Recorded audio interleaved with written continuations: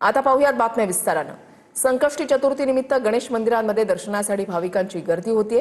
पहाटेपासूनच आपल्या लाडक्या गणरायाच्या दर्शनासाठी भाविकांच्या लांबच लांब रांगा लागल्यात। संकष्टी निमित्त मंदिर परिसर आणि गाभाऱ्यामध्ये मनमोहक आणि रंगीबेरंगी फुलांची आकर्षक अशी सजावट करण्यात आली आहे।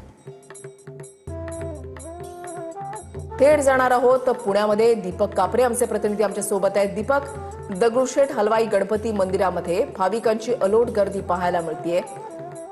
कसं वातावरण तुम्ही अनुभवताय?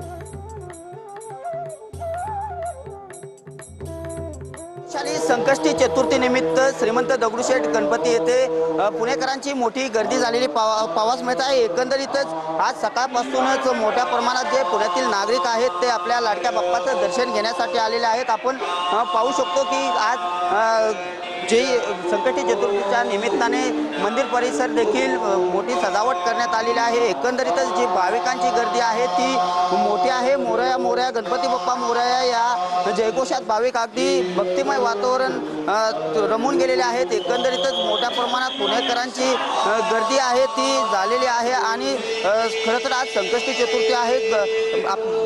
श्रीमंत दगडूशेठ गणपती दर्शन घेण्यासाठी रोजच गर्दी असते, मात्र संकष्टी